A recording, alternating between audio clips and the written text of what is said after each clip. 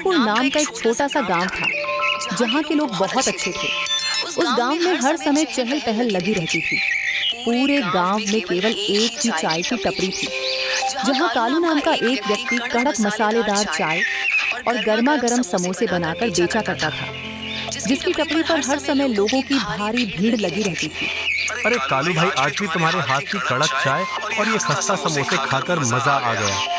आखिर ऐसा क्या डालते हो इसके मसालों में जो ये इतनी लाजवाब बनती है? जरा मुझे भी तो बताओ ताकि मैं अपनी बीवी से कहकर ऐसी चाय और समोसे घर पर भी बनवाया करूं। अरे भाई, अगर मैं सबको बताने लग गया कि मैं यह चाय का मसाला कैसे बनाता हूँ तो मेरी टपरी तो ठप पड़ जाएगी ना। सबको बताने को कौन कह रहा है? तुम तो केवल मुझे बता दो, मैं और किसी को नहीं बताऊंगा। अरे नहीं नहीं ना, मैं तुम्हें बताऊंगा और ना ही किसी और को।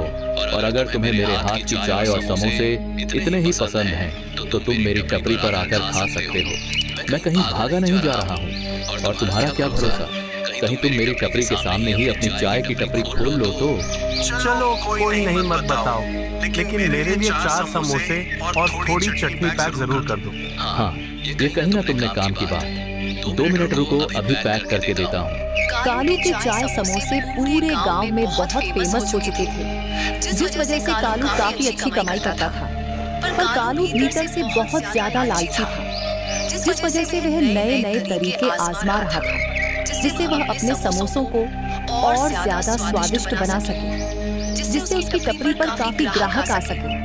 और एक बार की बात है जब आसमान में काले बादल छाए हुए थे और कालू अपनी टपरी पर चाय बेच रहा था, तभी उसके ठीक सामने एक नई चाय और समोसे की टपरी खुलने लगती है। उस टपरी को देखकर कालू काफी ज्यादा परेशान हो जाता है और अपने आप से कहता है, अरे ये क्या, मेरे सामने कोई चाय समोसे की टपरी खोल रहा है? ऐसे कैसे? मेरे होते हुए यह नहीं हो सकता। अभी बताता हूँ इसको। ये कहकर वो उसके पास जाता है और उससे कहता है, ये तुम क्या कर रहे हो? तुम यहाँ पर टपरी नहीं खोल सकते हो। क्या तुम्हें पता नहीं है, तुम्हारी ठीक सामने मेरी चाय समोसे की पुरानी टपरी है और अब तुम भी एक चाय समोसे की ही टपरी खोल रहे हो। हाँ, मुझे पता है। वैसे भी यह मेरी टपरी है और यहाँ मैं कुछ भी बनाऊं, कुछ भी बेचूं, तुम्हें क्या? ऐसे कैसे? मैं तुम्हें अपने सामने टपरी नहीं खोलने दूंगा, चाहे कुछ भी हो जाए। तुम होते कौन हो मुझे रोकने वाले? और वैसे भी तुम्हें बताया तो ये जगह मेरी है, तो चाहे मैं अपनी टपरी में कुछ भी करूं, तुम्हें क्या? मुझे इससे कोई मतलब नहीं है कि तुम कुछ भी बनाकर बेचो, पर तुम चाय और समोसे मत बनाकर बेचो। मैं तो चाय और समोसे ही बनाकर बेचूंगा। तुम मुझे रोक सको तो रोक कर दिखा देना। वैसे भी इतने बड़े गांव में तुम्हारी एक ही टपरी है।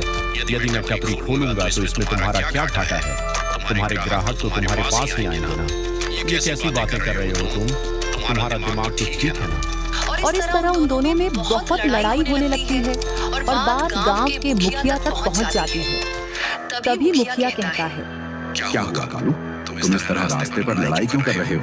मुखिया जी, आपको तो पता है कि मेरी टपरी इस गांव में काफी पुरानी हो चुकी है, तो यह मेरे टपरी के सामने चाय समोसे की टपरी कैसे खोल सकता है?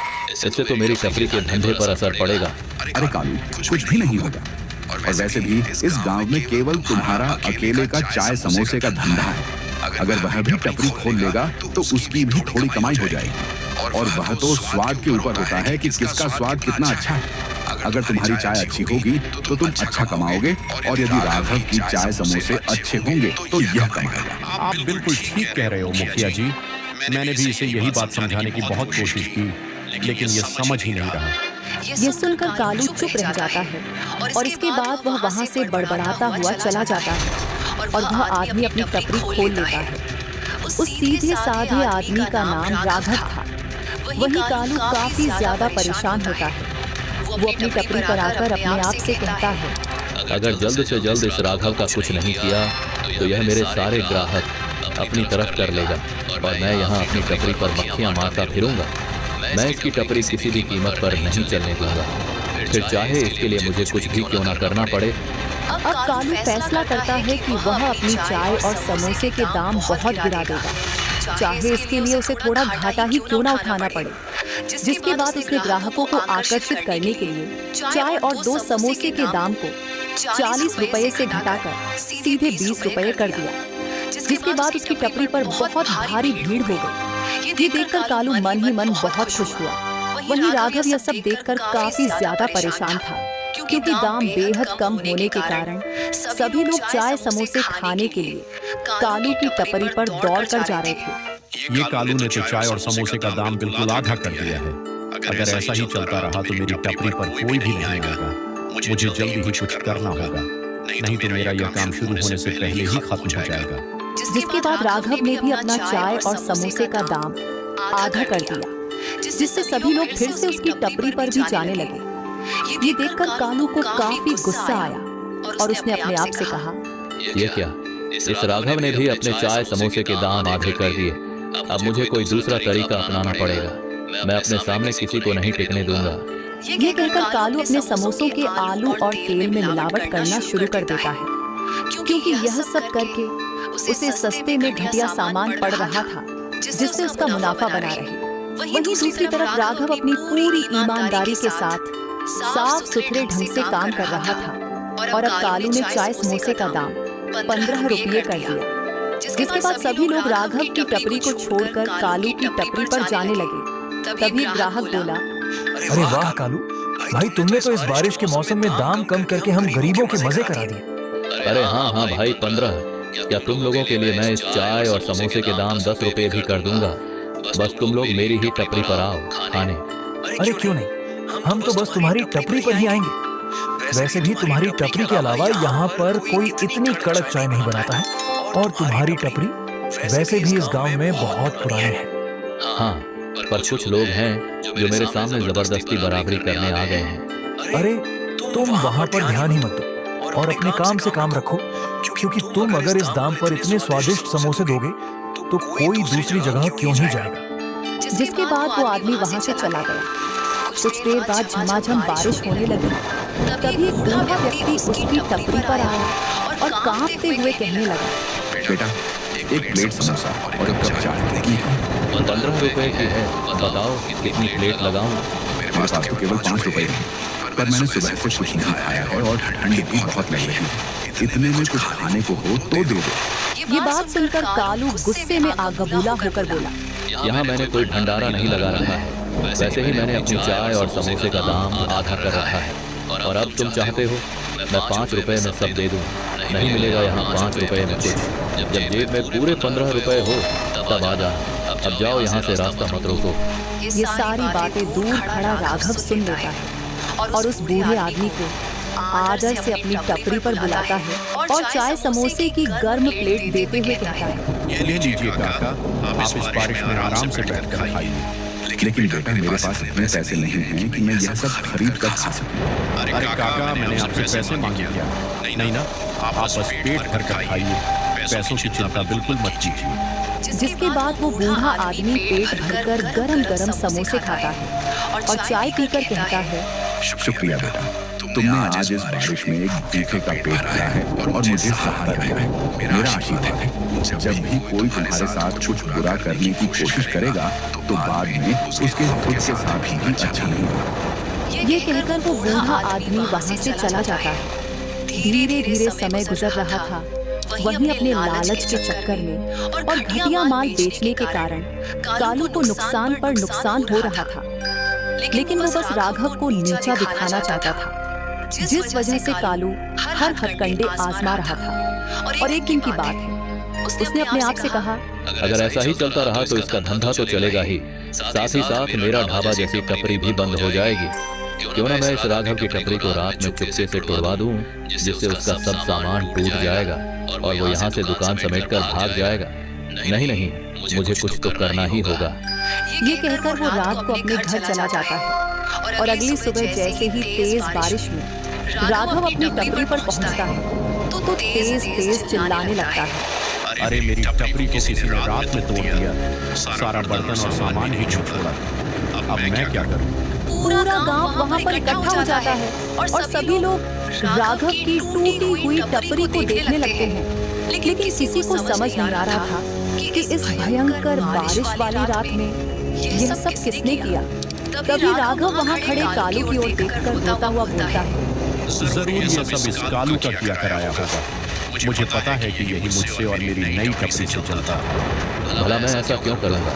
मुझे तुझसे क्या जलन थी। हाँ, तूने भले ही मेरे सामने अपनी टपरी खोली हो, पर इसका मतलब यह नहीं कि मैं तेरी टपरी को आकर तोड़ दूंगा।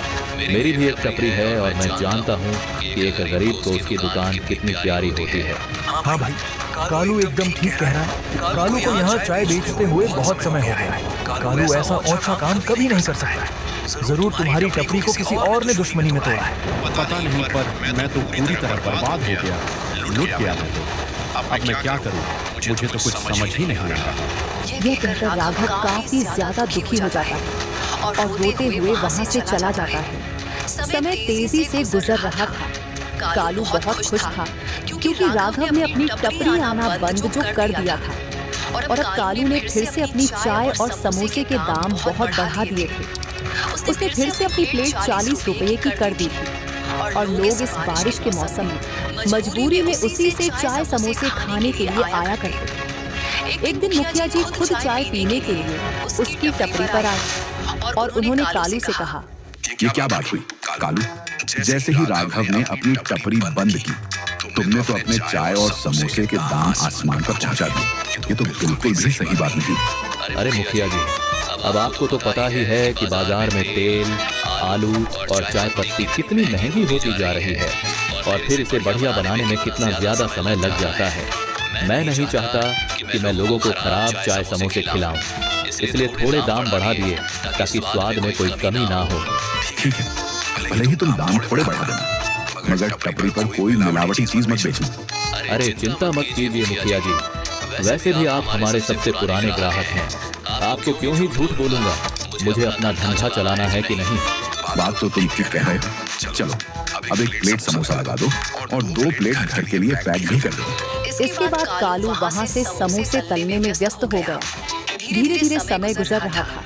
एक दिन की बात है, मुखिया ने कालू को अपने घर पर बुलाया। कालू जब वहाँ पहुँचा तो उसने देखा कि राघव वहाँ पहले से ही मौजूद था।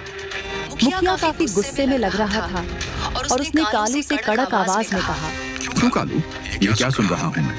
तुम समोसों में मिलावटी और सड़ा हुआ सामान बेच रहे हो और तुमने ही रात के अंधेरे में राघव की टपरी को तोड़वाया था। नहीं मुखिया जी, ये राघव सरासर झूठ बोल रहा है। मैंने कुछ भी नहीं किया। मैं भला ऐसा क्यों ही करूंगा? अच्छा मुखिया जी, इससे जरा ये पूछिए कि इसे यह बात कैसे पता चली कि मैंने आपको यह बात बताई है। ये बात सुनकर मुखिया भी हैरान हो गया और उसने कालू से कहा, हाँ कालू, मैंने तो तुम्हें अभी तक यह बताया ही नहीं कि तुम पर राघव ने कोई आरोप लगाया है। तुमने अपने आप उसका नाम क्यों ले लिया?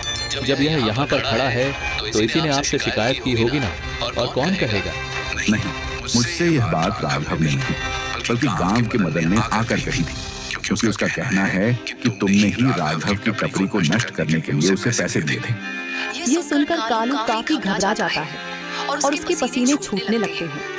उसे नहीं पता था कि उसकी सच्चाई इस तरह से सबके सामने आ जाएगी और तभी मदन सबके सामने आता है और वो सबके सामने कबूलता है कि राघव की दुकान तोड़ने के लिए कालू ने ही उसे लालच दिया था और वो ऊपर से ही अच्छा बनता है, अंदर से बहुत लालची है। ये सुनकर राघव ने मुखिया से कहा, मुखिया जी, मैंने तो उस दिन भी कहा था कि मेरी टपरी तोड़ने में इसी कालू का हाथ है, पर आपने मेरी बात का विश्वास ही नहीं किया।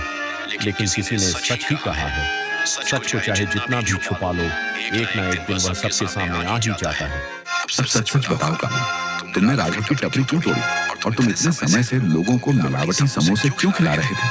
मैंने तुमसे उस दिन भी कहा था, पर तुमने उस दिन मुझे मीठी मीठी बातें बोलकर बहला दिया। मुझे माफ कर दीजिए मुखिया जी, मैं लालच में पूरी तरह अंधा हो गया था।